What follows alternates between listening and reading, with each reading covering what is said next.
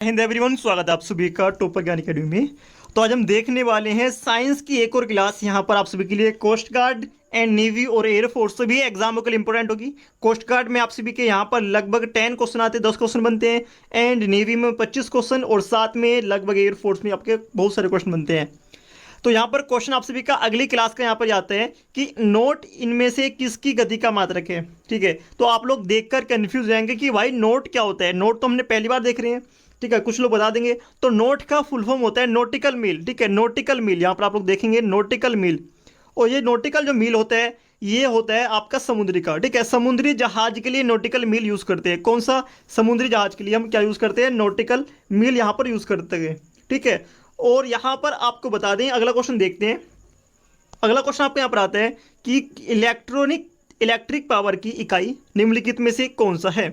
जो electric power होते हैं इनकी इकाई कौन सी है? कैलोरी, जूल, वाट या फिर फैरड। तो एक भाई कह रहा था कि लास्ट वीडियो में कि भाई क्वेश्चन हल हुआ है, तो आपके एग्जाम में इस टाइप के क्वेश्चन आएंगे, ज़्यादा हार्ड क्वेश्चन नहीं आएंगे। ठीक है, याद रखना डीबी वालों के लिए। तो यहाँ पर आपका इलेक्ट्रिक पावर की इकाई क्या होती है? तो इलेक्ट्रिक पावर वाट। ठीक है, क्या होती है? आप वाट से डिनोट करते हैं। इलेक्ट्रिक पावर आप सभी का वोट। अगला क्वेश्चन देखते हैं। यहाँ पर आप सभी का कैलोरी आप सभी का ये उष्मा की कैलोरी होती है। एंड जूल आप सभी का कार्य की, उसमें क्या होती है? कार्य का इकाई क्या होता है? आप सभी का जूल होता है। फैरड किसका होता है? आप सभी का धारिता का फैरड होता है। तो क्या बचता है? आप सभी का वाट बचता है। ठीक है, तो आप सभी का आंसर कौन सा होगा? ऑप्शन नंबर सी करेक्ट होगा। अगला क्वेश्चन देखते हैं। क्वेश्चन आप सभी का नेक्स्ट आता है और क्वेश्चन यहाँ पर कहते हैं कि हवा की गति किससे मापते हैं।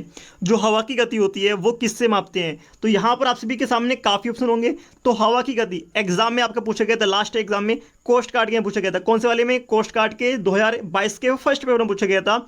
एनीमोमीटर। ऑप्शन नंबर आपका ए करेक्ट होगा, एनीमोमीटर करेक्ट आंसर होगा। एंड क्वेश्चन आप सभी का यहाँ पर आता है। क्वेश्चन आप सभी का नेक्स्ट है और नेक्स्ट आता है कि पानी से भरी हुई कॉर्क युक्त बोतल को जब जमाया जाता है तो वह टूट जाती है।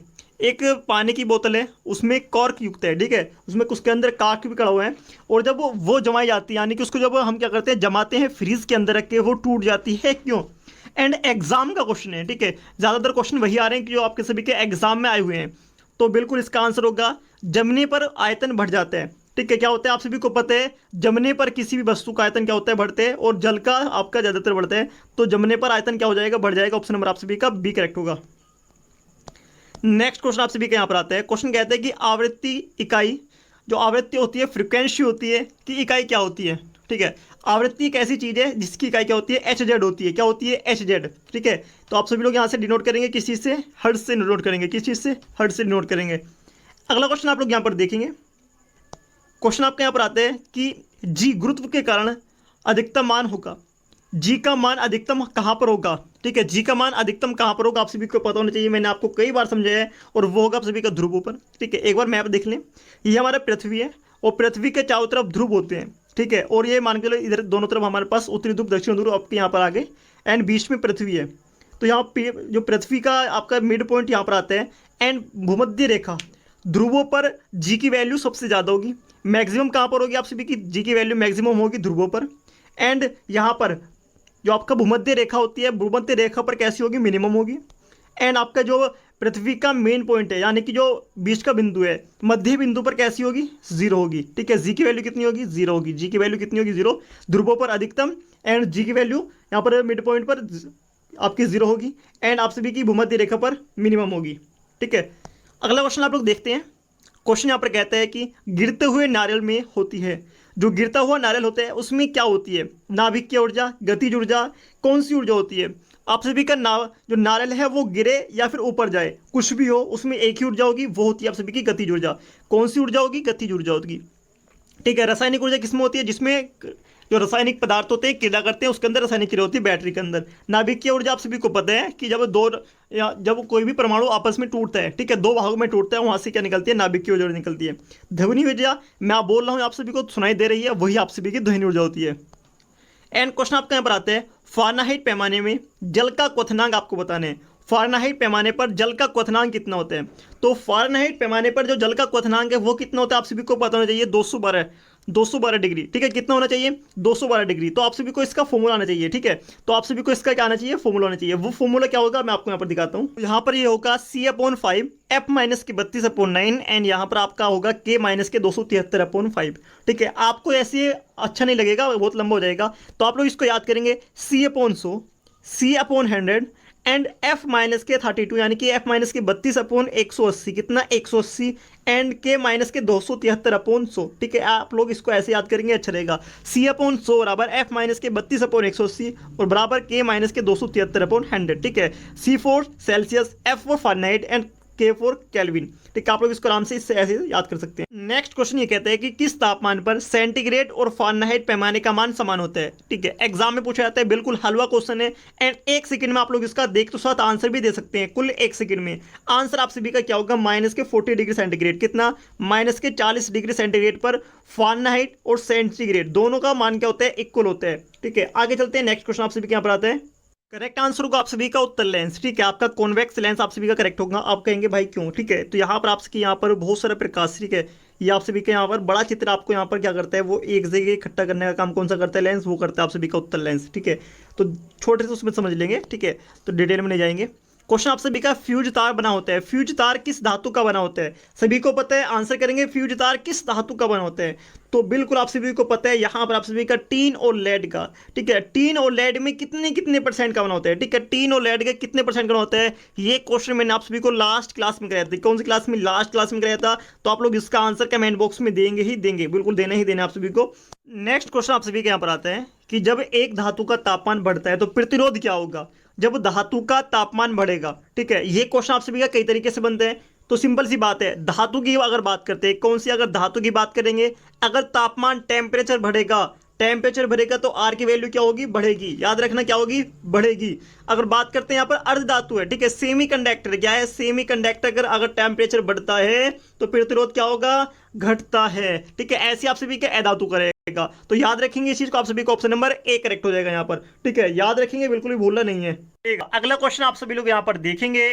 क्वेश्चन आप सभी का यहाँ पर आता है कि वह आकर्षण, ठीक है, आकर्षण बल क्या है जिससे पृथ्वी किसी वस्तु को अपने केंद्र की ओर खींचती है? ठीक है, पृथ्वी अपने केंद्र की ओर खींचती है, वो तो आप सभी का गुरुत्व बल। कौन सा बल होता है? आप सभी का गुरुत्व बल का होता है। एंड गुरुत्व जनित त्वरण का मान जी की वैल्यू कितनी होती है? जी की एक स्टैंडर्ड वैल्यू वो कितनी होती है आप सभी की? 9.8 मीटर प्रति सेकंड स्क्वायर। ठीक है, ध्रुवों पर इसकी वैल्यू क्या होगी? ध्रुवों पर इसकी वैल्यू होती है अधिकतम। ठीक है, ध्रुवों पर अधिकतम होती है।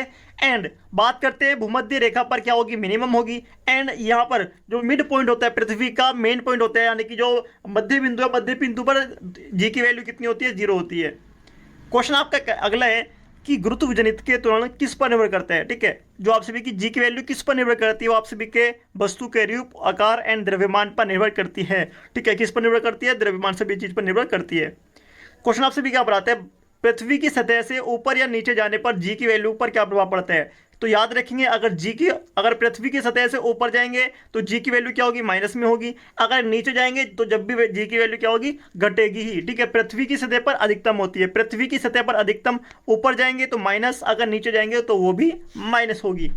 ठीक है, अगला क्वेश्चन आप लोग यहाँ पर देखते हैं। क्वेश्चन आपका यहाँ पर कहते हैं कि जी का मान सबसे अधिक कहां पर होता है? वो ध्रुवों पर होता है और जी की सतह से ऊपर, आपका क्वेश्चन हो चुका है। ठीक है, अगला क्वेश्चन आप सभी के यहाँ पर आते हैं कि हास्य गैस, ठीक है, जो हास्य गैस होती है किस गैस को कहते हैं? हास्य गैस किस गैस को कहते हैं? जिस गैस से हंसी आती है उसको कहते हैं नाइट्रस ऑक्साइड। ठीक है, क्या कहते हैं? नाइट्रस ऑक्साइड कहते हैं।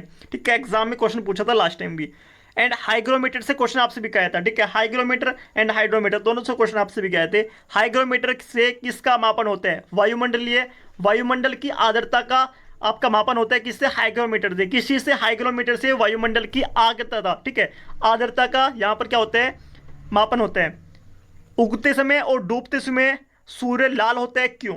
एग्जाम में क्वेश्चन आ रहे हैं आप सभी के, सबसे ज्यादा क्वेश्चन आप सभी के यहां से ही पूछे जा रहे हैं। एंड क्वेश्चन आप सभी का लाल रंग होता है किसके कारण? प्रकाश के परिकिरण के कारण। ठीक है, परिकिरण क्या होता है? कम होता है, इसलिए क्या होता है? कलर लाल हो जाता है। प्रकाश का परिकिरण आप सभी के यहाँ पर आंसर करेक्ट होगा। अगला क्वेश्चन आप लोग यहाँ पर देखेंगे। क्वेश्चन आपके यहाँ पर कहते हैं कि जिलेटिन जो वक्र विलोम ताकत सामान्यतः किसकी होती है? 200 से 240। एंड प्लेट्स का जीवन काल कितना होता है, ठीक है। मानव शरीर के अंदर कुछ प्लेट्स होती हैं, इनका जीवन काल कितना होता है, वो तो आप सभी का 7 से 10 दिन।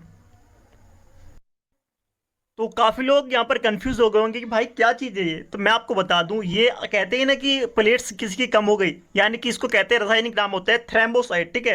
रासायनिक नाम होता है थ्रेम्बोसाइट। कहते हैं कि उसकी प्लेट कम हो गई, उसको ये बकरी का दूध पीना है, साथ में दवा करनी है, बोतल चलवानी है, ठीक है। तो इस टाइप से क्या होता है कि उसका जीवन काल होता है 7 से 10 दिन का। और ये 1 लाख से लेकर 1.5 लाख प्रति मिलीमीटर स्क्वायर में होती है, ठीक है। 1 लाख से लेकर कितनी होती है, 1.5 लाख की इनकी संख्या होती है, ठीक है। तो आप लोग देखेंगे ये इनका जीवन काल 7 से 10 दिन का होता है और फिर से दोबारा बन जाती है नई वाली, ठीक है। अनुवांशिक पदार्थ की सबसे छोटी इकाई जो उत्परिवर्तन से गुजर सकती है उसे कहा जाता है, अनुवांशिक पदार्थ की सबसे छोटी इकाई जो उत्परिवर्तन से गुजर सकती है उसको कहते हैं म्यूटोन, ठीक है। क्या कहते हैं उसको, म्यूटोन कहते हैं, ठीक है। अगला क्वेश्चन आप सभी का, प्रत्येक क्रिया के बारे में विपरीत दिशा में एक प्रतिक्रिया होती है, ठीक है। प्रत्येक क्रिया के बराबर एक क्रिया इधर से होगी तो एक इधर से, यानी कि अगर ऐसी क्रिया होती है तो उसमें कौन सा नियम फॉलो होता है, वो होता है गति का तृतीय नियम, ठीक है। न्यूटन का तृतीय नियम उसमें हम यहाँ पर लगाते हैं।